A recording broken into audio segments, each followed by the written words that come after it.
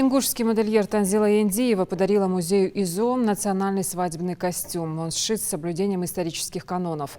Мастер возрождает традиционную технику изготовления костюмов и аксессуаров. Хава Гагиева с подробностями. Сначала погрузиться в прошлое и изучить все тонкости пошива национального костюма, только после этого знакомства дизайнеров. Национальное ингушское платье или чулка несколько сотен лет назад могло сказать о многом. Из какой семьи человек и чем он занимается. Сегодня на примере этого костюма и Хава Гагиева рассказывает, из чего состояла одежда наших предков. А вот изучение культуры народов Кавказа миру открыло бы совершенно новую кавказскую цивилизацию.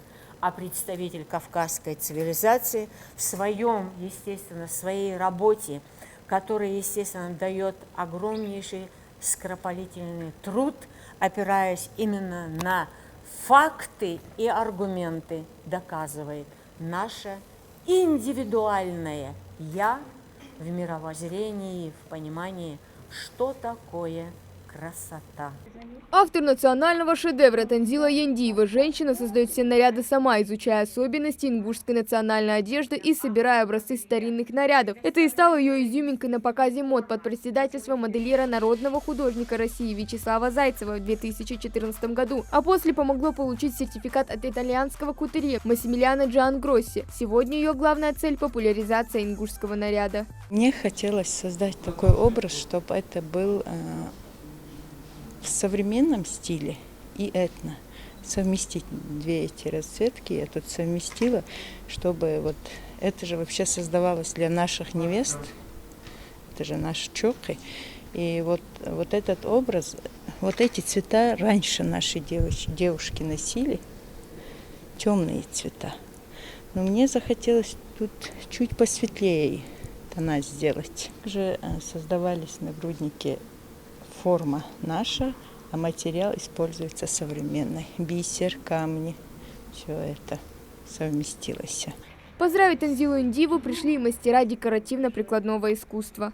Мне очень понравилось платье. Я даже позавидовала нынешним молодым девочкам. Жалко, что в мое время такого платья у меня не было, когда я выходила замуж, конечно. Очень красивое платье. Я в восторге просто от этого платья. Национальный костюм – это культура народа, где каждая деталь имеет свой смысл. Таким ингушей увидеть лицо невесты через плотную вуаль считалось добрым знаком. А закрепляя застежку на нагруднике, будущие фусумнан желали счастья и благополучия в новом доме. У традиционной одежды было и другое предназначение. Так, мужчина не должен был касаться посторонней женщины, поэтому рукава у платья доходили до колен.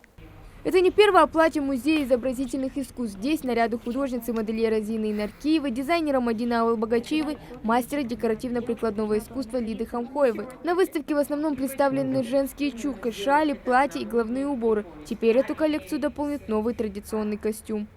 Каждое платье само по себе, оно индивидуально. Ни один узор, ни один орнамент не повторяется.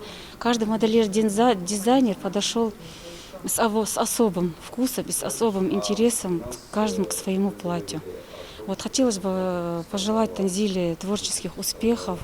В дальнейшем мы с ней будем сотрудничать. И все-таки, думаю, в дальнейшем она подготовит и проведет дефиле в нашем музее. Это будет, конечно, хорошим сюрпризом для наших гостей.